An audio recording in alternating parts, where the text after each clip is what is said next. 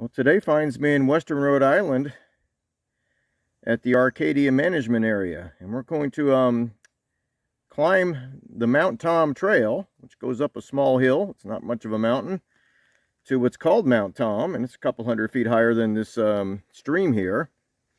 And I recorded on this trail about 9 months ago in the fall of 2021, and was working on what's called bear oak, B-E-A-R, like a bear that runs through the woods, that I had found on that trail a few weeks before that, and at many of the other trails in this area. Well, while hiking that day, I was along this stream with these beautiful cardinal flowers. They weren't out that time of year, but they are today, so let's admire them. But along this stream, I'm walking along and start seeing what I thought was hemlock saplings. Usually hemlocks are commonly found along waterways and moister, cooler soils. And didn't think much of it, and I took a closer look, and sure enough, they did not perfectly match the description of a hemlock seedling. Matter of fact, they didn't really look like them at all, except for where they were growing and the white line on the back. Well, hemlock seedlings always have two little white lines on the back, as do the seedlings of balsam fir, or the needles of balsam fir. So the needles of balsam fir and hemlock have two little white lines on the back, and these only have one. And boy, they're sharp and pointy. So I had to dust off the playbook. A lot of these trees I learned a long time ago, and kind of, you're in your playbook because you learn them either in formal or informal settings, and then if you don't find them when you're out hiking, you kind of forget they exist. Well, I knew in my playbook that there was a shrub form of juniper that does not grow to tree size, at least in this part of the world, and it certainly matched the description. I had to look it up again. So what we have here is what's called common juniper. It attains a shrub form only in most parts of New England here. A few months after I found it here, I found a lot of it in southern New Hampshire, so I decided to add it to this channel. So we're back to where I first found it, in western Rhode Island here. We're going to go up the ledges of Mount Tom, where there's mats of it that grow out in all directions.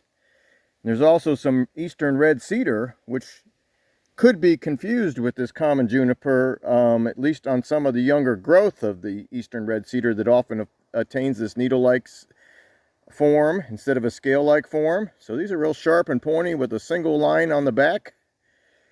And unlike a lot of junipers or cedars, it always has these little pointy needles. Most of these are about a half-inch long. There's some that are actually a little bit longer. So book says half-inch. I'm finding some that are more like 5/8 to 3/4 on some of these branches. And it's scattered all along the stream side. This is a real sandy soil here. It's a real dry soil. So this actually could have been more open to the sun at the time that these plants got started. Most of the places I have found it since then has been in old fields and old ledges and rock ledges where it does get full sun. So either way, it's growing in the shade of these pitch pine trees here and some scattered oaks and red maples. And let's take a hike up Mount Tom, right past where the bear oak is, and take a better look at this common juniper.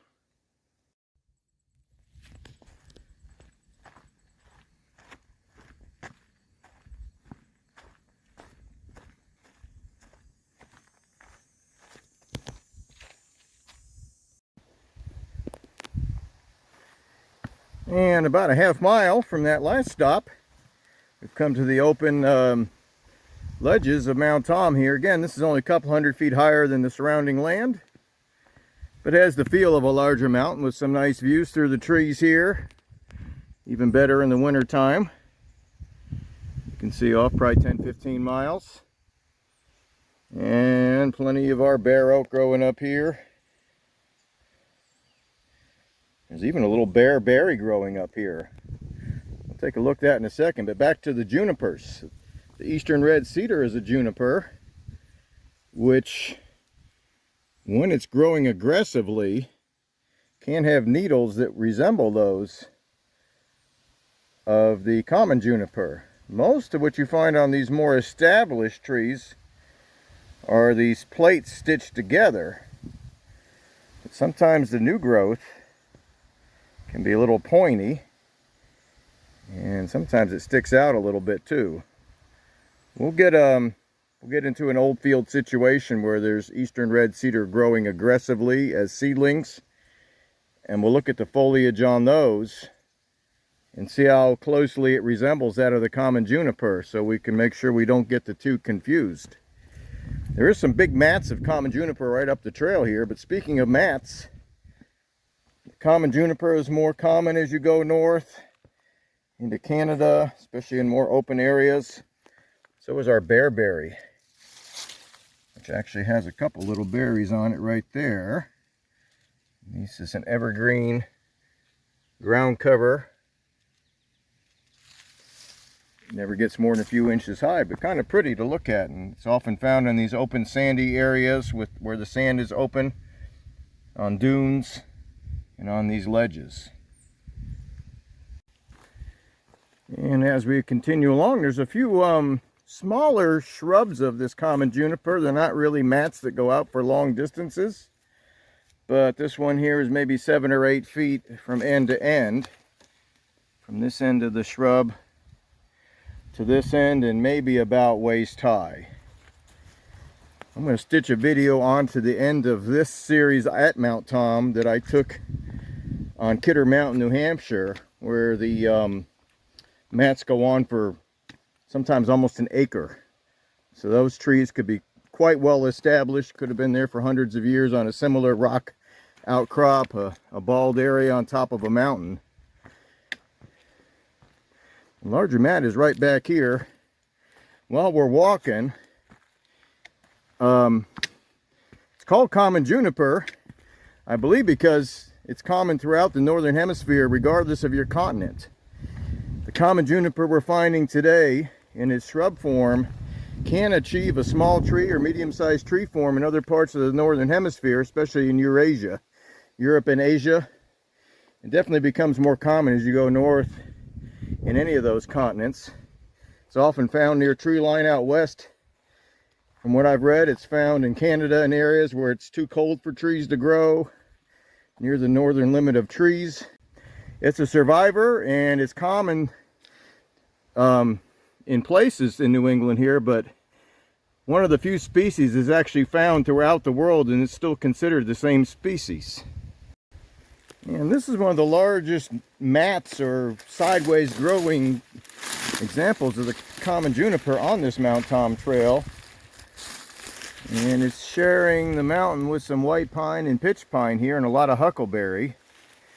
It's a little hard to make out when everything else is still green as well. We got a branch coming right over here. Here's our bark of the common juniper. Kind of a grayish color, but almost has the same texture of the eastern red cedar. And honestly, if you peel it back a little, it has that same reddish color. So bark alone could be confused with the eastern red cedar.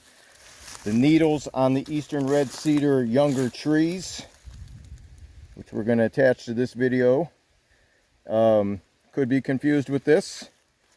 This guy is only growing sideways in this environment. It's probably 40-50 feet across. Got some sideways branching, so if you consider this a tree, which it is considered a tree that stays in a shrub form, so if you consider this a tree, consider its branches going sideways instead of up. And if we do that, we've got a mat of common juniper. It's probably all the same plant. They may be hundreds of years old, and growing sideways instead of vertically. I found one right up the trail that was starting to grow up instead of out, and I found a whole bunch of it in a more open ledge than this in southern New Hampshire. We're going to attach that video to this, and we're also going to look at some eastern red cedar that's still young enough to have the spines like this common juniper, instead of the platy foliage that it often gets as the tree gets older. And plenty of deceased trees back here from the damage from gypsy moth caterpillars on this ridge. And I don't know if this guy started aiming for the sky because of that, but this common juniper is growing up and not out. So it's considered a shrub in New England, but there are places, what I've read, that it actually can become a small tree. Maybe this will be one of them. We've got branches coming upwards, maybe trying to get ahead of this huckleberry for the sun. Try to reach for the sun and stay ahead of the huckleberry, but boy, it's growing up and growing up quite quickly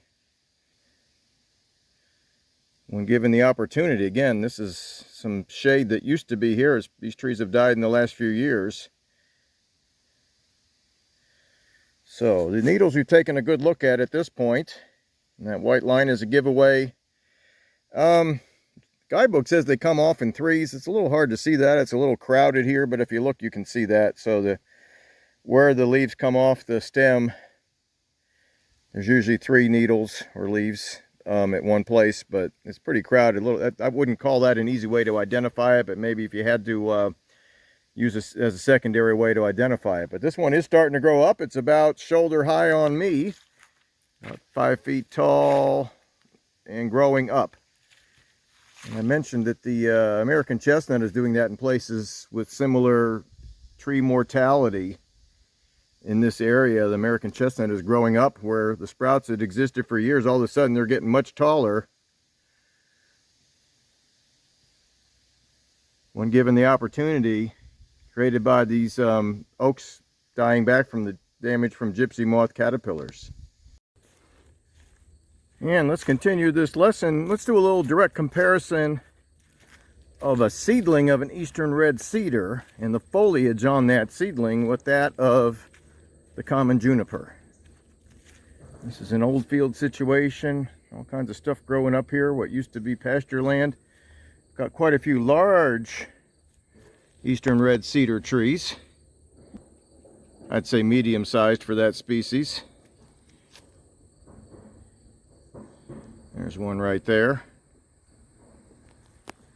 And coming up underneath them are some seedlings. And these seedlings, if they're staying small or are small, they could be confused with that of the common juniper. So let's take a quick look at both. This seedling here is about 1 foot high of the eastern red cedar. And it has some foliage that closely resembles the form of that of the common juniper. It is on the right of the screen here, in the center of the screen. Only about 1/4 inch long with a faint white line on them. As you rotate it around, you can kind of see a faint white line on the back. The foliage of our common juniper, which is in view now, is much more distinct white line. And we'll continue this study here.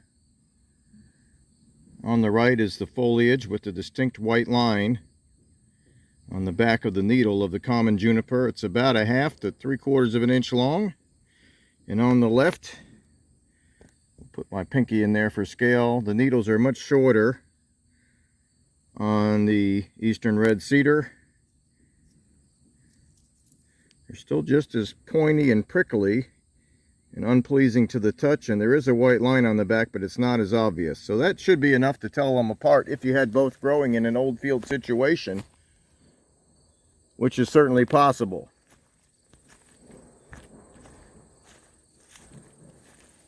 Once the eastern red cedar gets a little larger, much of the foliage becomes these little scales or plates stitched together, like you can see right now, with just a little bit of the spiny foliage in places, sometimes where it's growing more aggressively. You can have both on the same branch, and certainly both on the same tree. One other point of confusion that was the first part of this discovery last year was mistaking the eastern hemlock on the right here with the foliage of this common juniper. The eastern hemlock has a handsome dark green needle on one side with 2 white lines on the back.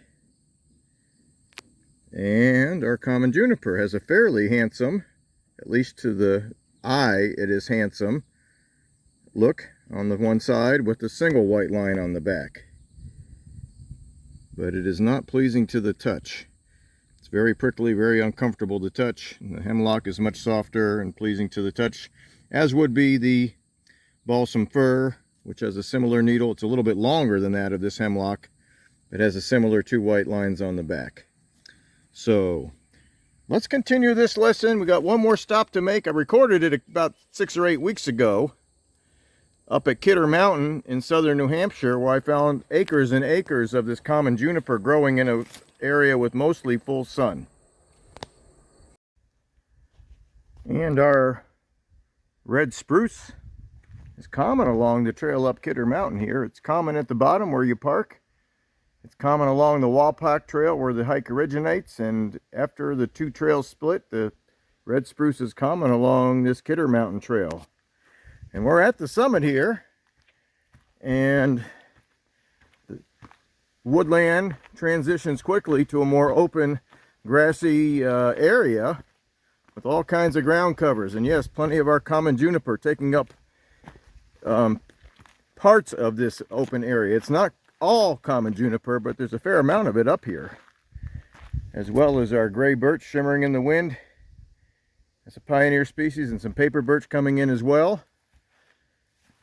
But this common juniper is boy, covering a huge area right here. This is probably a 1/4 acre in size, almost entirely common juniper. And from what I'm reading, it is not fire tolerant.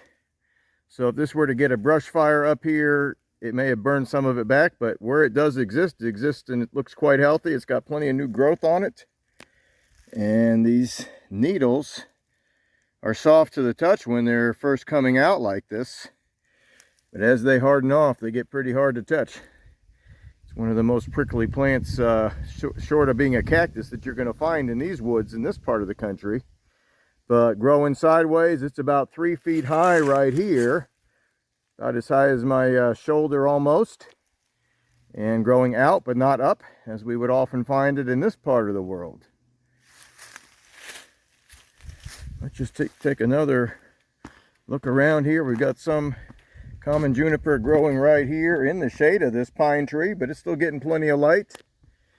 It's sharing the responsibility of covering this ledge with this low bush blueberry. There's some huckleberry up here. There was some high bush blueberry down the mountain a little further where the soil was moister.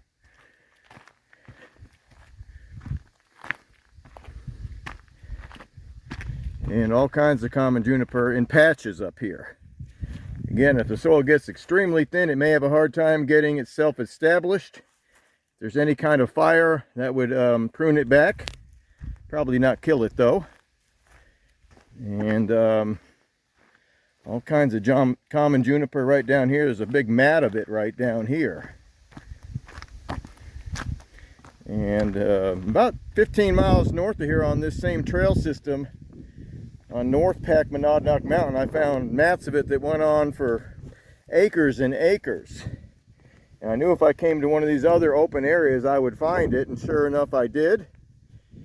And I knew it was here based on watching other YouTube videos of this mountain, even though they weren't recording trees. The guy was doing a lot of trail running and recording the view as he ran. So there we go. You can find out what's out there without having to do the hike yourself, and that way you know what you're into without making the drive and the extra effort. But great view from up here. Hazy view through the lowlands here towards downtown Boston. I know where to look and I know it's there, but it's quite hard to see today. There's just a little bit of haze for a city that's about 50 to 60 miles away. But all these mountains around here have great views because they stick up on their own. There's no other mountains blocking your view. And this Walpack Trail follows a lot of the crests from the mountain all the way to our southwest here, which is Watadic Mountain,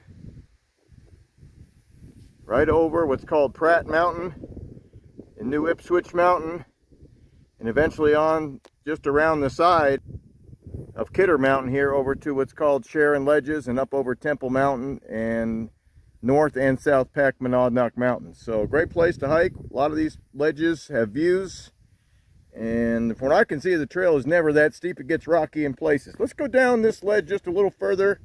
I think we've got an even bigger common juniper right down the trail here.